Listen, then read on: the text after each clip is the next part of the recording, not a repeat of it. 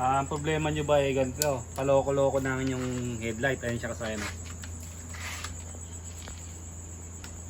Papatay-patay pag nalubak nawawala.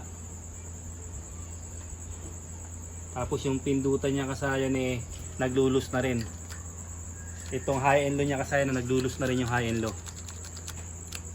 Ganito kasayan, susolusyonan na natin ito kasayan para hindi siya magpaloko-loko kahit malubak yung ano.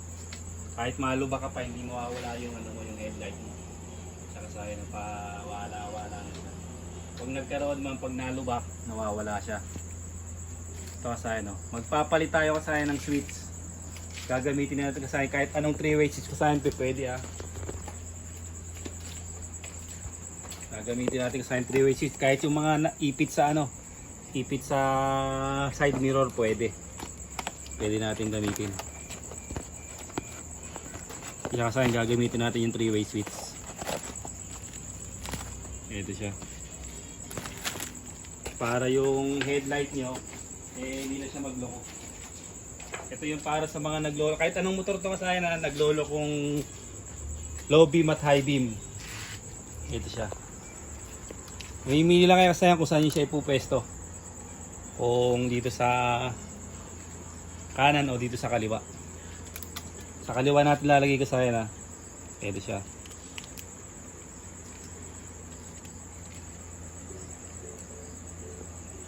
Lagay lang natin siya sa ano, sa kaliwa na lang.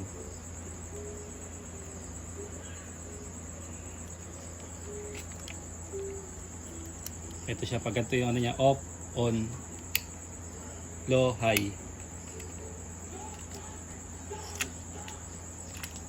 Dalawang ano lang naman to, luwagan nyo lang isang tornilyo. Tanggalin nyo yung isang tornilyo, isa naman luluwagan lang. Hindi na kailangan kalasin yung dalawang tornilyo sa pag-ano nito, sa paglalagay.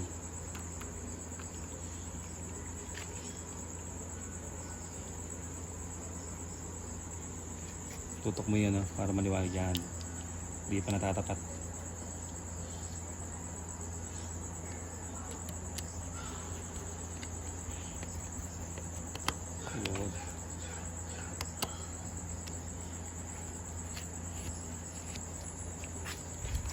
Ilalim.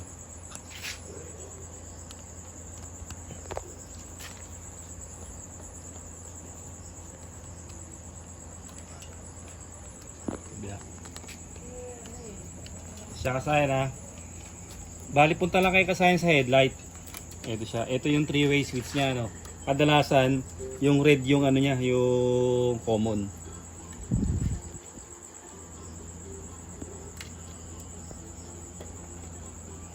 Ang kulay naman ng ilaw natin, etong blue saka white.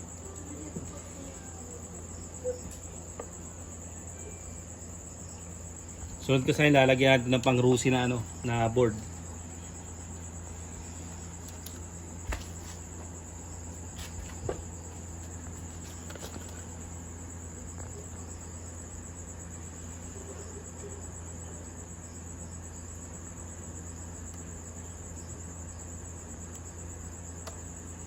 Ito naman yung high and low, yung dalawa.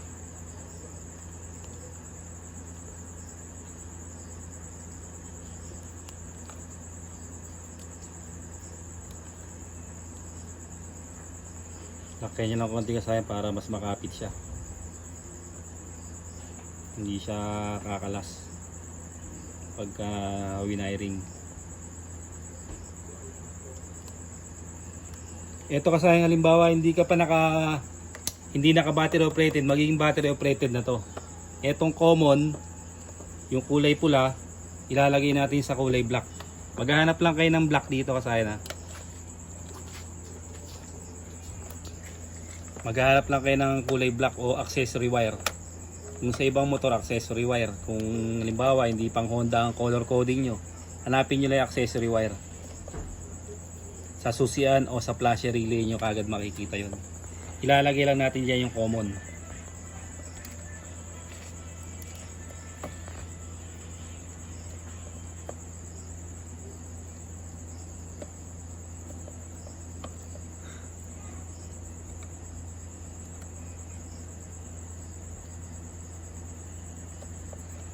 Tapos kasayan, i-test natin yung ano.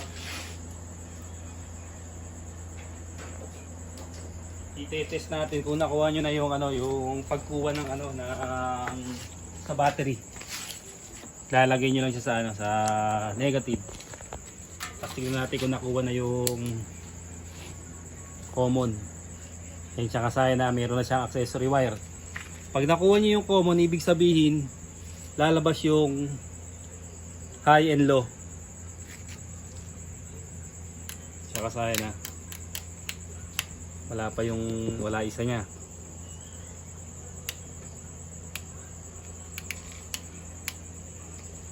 Ito yung low. Ito naman yung wala kasayan, hindi yung kulay red yung ano niya. Hindi kulay red yung common niya. Hindi common yung red kaya papalitan natin siya. Hindi lumabas yung high and low.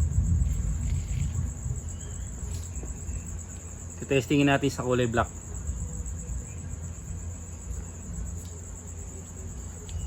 Ito siya. Nalagay natin sa yan, nakalagay niya sa may low. Sa low beam. Ito yung low beam, ayan siya. Tapos pag dilipat nyo sa high beam, mamamatay siya, dapat pupunta sa kabila. Bali kasayan kulay black ha. Kulay black yung ano niya. Yung common niya. Ito siya oh. Yung red, low beam. Tapos yung green ng high beam. Ayan siya wa, yung high beam yung green. Ngayon kasi kukunin na yung high beam nito yung kulay blue. Dito na kayo pupunta wa. Tutok mo dito kasi sa ano. Yan. Dito na kayo pupunta kagad sa pinaka headlight. Nandiyan yung wire niyan ito. Ang kukunin niyo lang dito yung high and low. Ito siya. Ito yung kulay white, ito yung low. So, kunin na natin tong kulay white.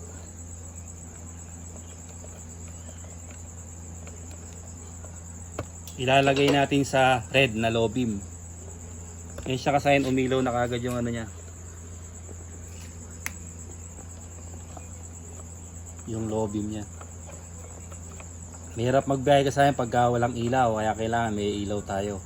Hindi pa loko-loko, baka mamaya hindi tayo makita ng kasalubong natin o nasa likuran natin.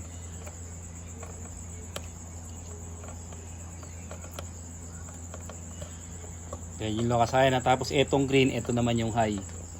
Kukunin naman natin yung kulay ano, yung kulay blue. Yun lang kukunin yung kasayan, dalawa lang ha. High beam tsaka low beam. Itong kulay blue, ito naman yung high beam.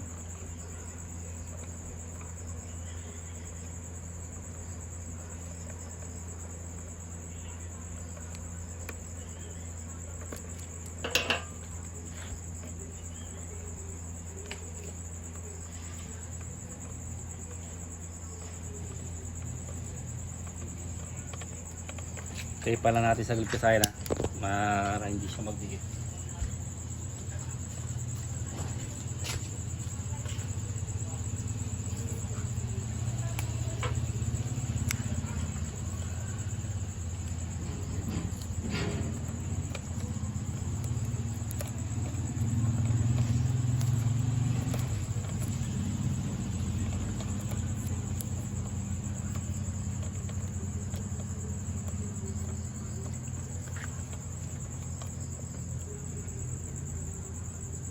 Si ano to kasi na positive, baka madikit sa body ground eh pumutok ang ating fuse.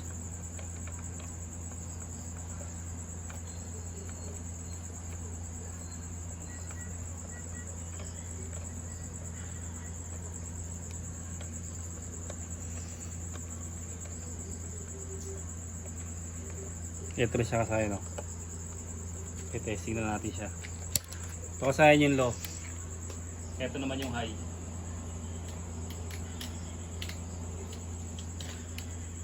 Wala yung high ah. Nangyari, wala yung high natin ah.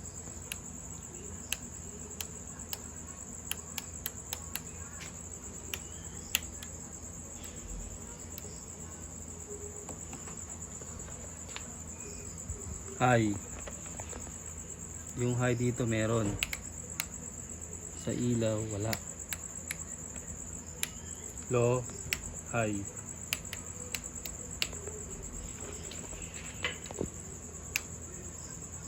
Pagdating sa high, nawawala siya. Tingnan natin sa ilaw, baka mamaya may problema ang kanyang ilaw.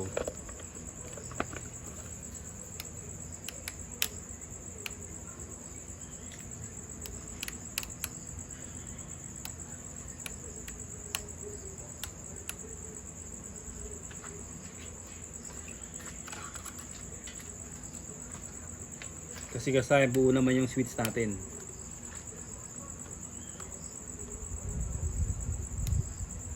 Ito siya kasi umilaw siya. Low, high.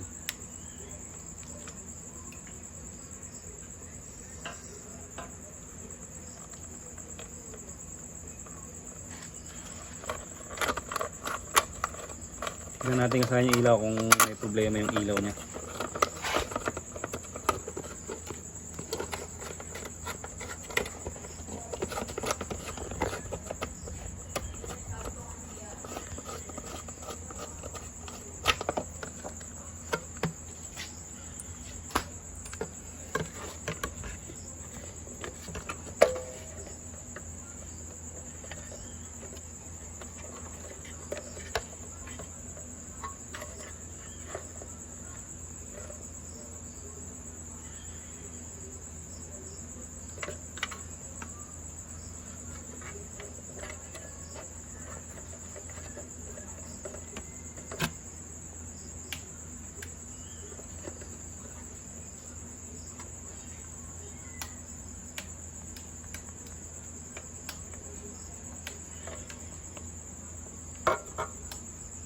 Kukuha lang tayo kasaya ng ng ilaw para ma-testing natin.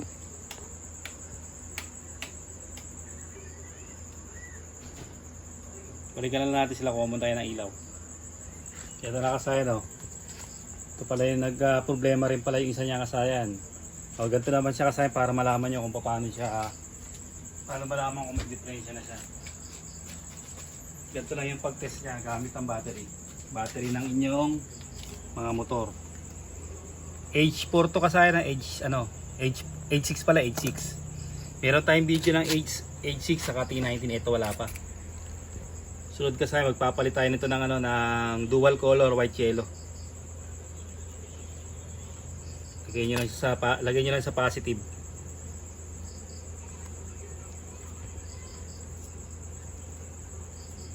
Nakabili kayo ng ilaw na hindi tinesting, pwede nyo gawin to bago nyo ilagay, bago kayo magbaklas. Para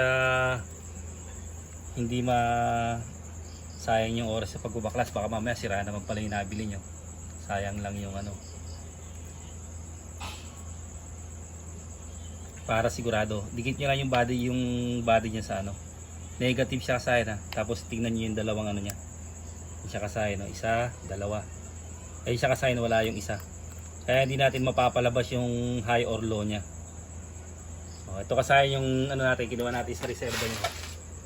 Dito natin kinuha sa rin, parehas din niya na Kaya kasi magkaparehas sila. Motor star din to. Mas old nga lang to. Galing din siya.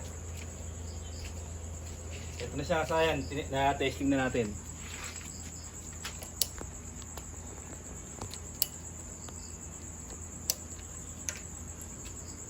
Ayan siya kasayan Ayan yung low. Ito yung high. Low, high. Ganun lang kasayan yung solusyon pagka nagloloko na yung inyong inyong mga switch. Palitan nyo lang siya ng 3-way switch. At rekta nyo na sa pinaka head niya para siguradong maayos yung ma-check nyo na rin yung bombilya. Hanggang dito na lang mga kasayan. Salamat sa panunod.